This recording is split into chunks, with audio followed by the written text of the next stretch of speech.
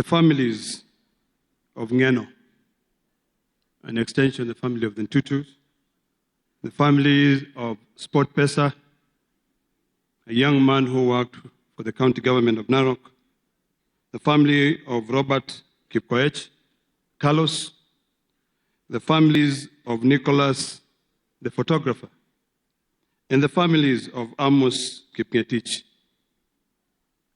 I mourn with you. You know, Your Excellency, kifo ni kitu mbaya sana. If there was a way we could have a conversation with God, ni kumwambie aachane na hiyo kifo. Because it takes the best of the best.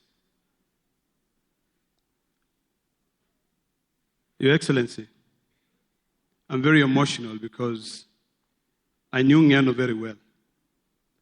I've written a small tribute to him, and which I want to read. And then I can say one or two words. And I want the students of literature to pay keen attention to my tribute. I know the speaker, I'm sorry I forgot to mention you, is a student of literature. And here it goes. If hell had a door, I would walk right back and get you, Johanna. Because your fire was never meant to go out this soon. You burned too fiercely, too bright for your people, for your land, for justice itself. Today, Johanna, we stand broken, but not defeated. Because you didn't teach us how to surrender, you taught us how to fight. You taught us to be fearing. You faced eviction, not as a man running from power, but as a shield standing in front of the powerless. From the Mao Forest to the borders of Masai Mara and Kuria, your voice thunders like a storm refusing silence.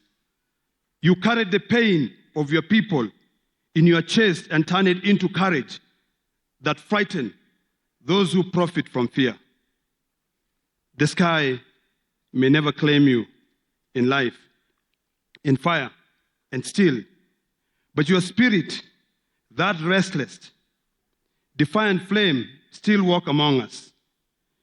You have become part of every tree you fought to save, every child you now who knows what it means to belong to the land. Johanna, if I could, I'll storm through the hell itself and bring you back. But you wouldn't only tell me, don't keep fighting, keep standing. And that is what we'll do. Rest now, warrior. We'll carry your spirit into every battle left undone. To the people of Miredikir, Kimentongong, Pikich, and Neunokab, Kipsumiet, Menyata, Mirmiriet, Menyin en One. The spirit of Ngong lives in us. And we are determined to make sure that we fight for the right of our people. Your Excellency, I've come to appreciate the fact that life is so frequent. Today you're here, tomorrow you're gone. The most important is for us to work and fight for our people. Ng'eno and I had some very interesting times together. When I was busy fighting for our people, he's busy fighting for his people. But there's one thing that I learned from him. Nothing would stop him. Your Excellency, these people of Muredikir are a special lot. They are not the ordinary Kipsigis, you know. These are fearless people who have always fought for what they believe. They are fully educated, yet they are still behind. Your Excellency, I want to request you to consider fulfilling all those promises that Ng'eno had for his people. One, Your Excellency, and I will not be shy to say this, we still have our brothers who are evicted from the Mao Forest.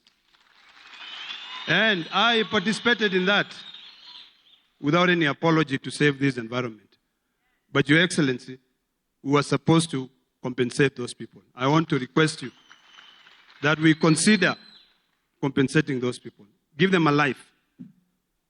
Recently, Your Excellency, there was a couple that trekked all the way to Nairobi wanting to see you. And I spoke to you about it, and you asked that the PS speaks to them. I want to plead with you to consider those people. I've also listened to these families. And Your Excellency, as a senator of Narok County, I want to request you to consider doing something special for these people. Now, Mr. Speaker, you are the chairman of the Parliamentary Service Commission. When we went to eulogize Ngong at his home, a young employee rose up and said, there's nothing as bad as waking up on a Monday and not going to work. The problem we have is that we care so much about ourselves. We lie in our pockets. We protect ourselves with good benefits in Parliament. But the moment one of us is uprooted out of this earth by God, every employee of a senator, of a member of Parliament, is left jobless. Mr. Chairman of the Parliamentary Service Commission, please remember the staff of Ng'eno. Find a way. And if there is a way in the PSC, you can pay them for the entire 5-year contract. Because when Ng'eno gave them that contract,